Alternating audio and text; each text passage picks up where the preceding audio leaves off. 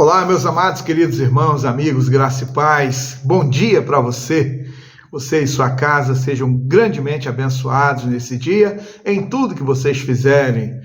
Assim os planos sejam concretizados, as questões a serem resolvidas, que Deus dê sabedoria, discernimento espiritual, e assim então juntos vamos seguindo. Nossa porção diária de hoje está registrada em 1 Samuel capítulo 1, que fala sobre a história de Ana, a história vivida por Ana, e tem tantos aspectos importantes a serem aplicados na nossa vida. Então, capítulo 1, verso 9 a 12, 17 e 18, diz o texto: Certa vez, após terem comido e bebido em Siló, Ana se levantou quando o sacerdote Eli estava sentado na sua cadeira, junto a um pilar do templo do Senhor.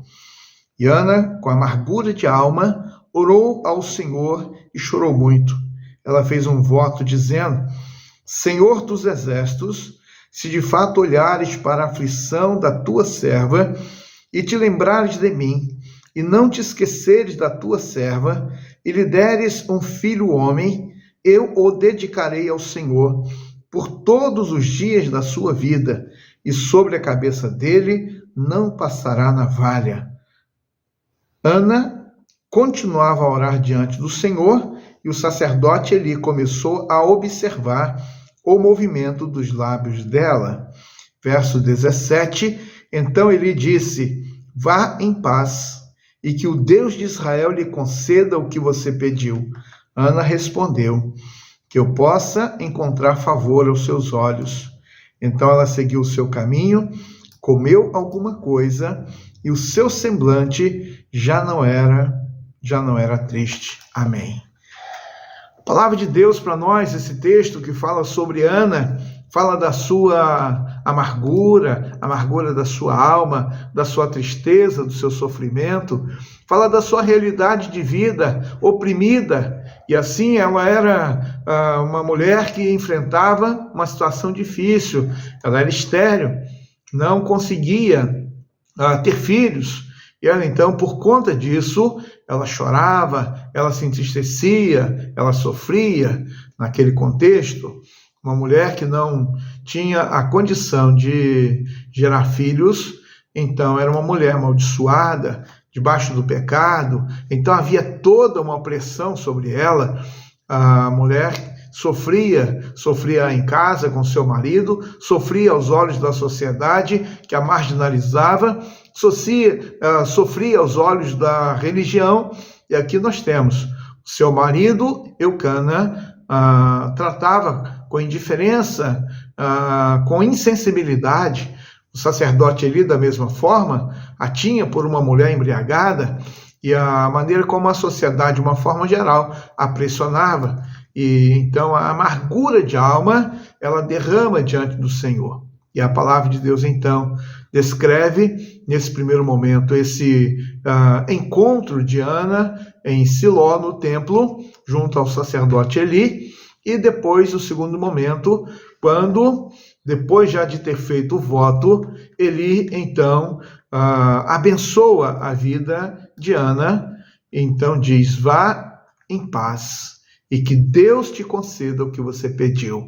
E aí, então, ela já retorna para sua casa, em que ela se alimenta, o seu semblante já era diferente, talvez a sua alma consolada pela ação de Deus, e bem como já com a expectativa de poder alcançar o pedido feito ao Senhor, o Deus poderoso, o Criador do céu e da terra, e então ela já tinha um semblante modificado, transformado.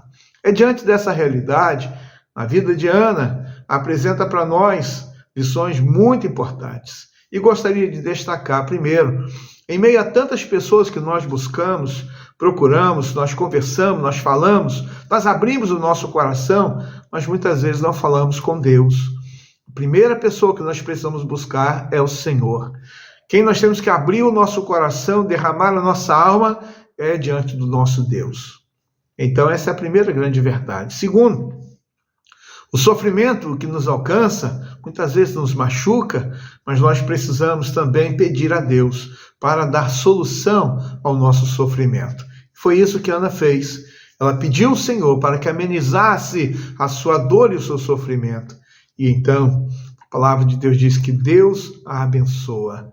Nós temos ainda mais uma consideração importante, que mesmo quando todas as pessoas à nossa volta estejam nos tratando com indiferença, com escárnio, com zombaria, nos humilhando, mas nós temos aquele que cuida de nós, aquele que ouve a nossa oração, aquele que nos dá atenção, aquele que está pronto para nos auxiliar.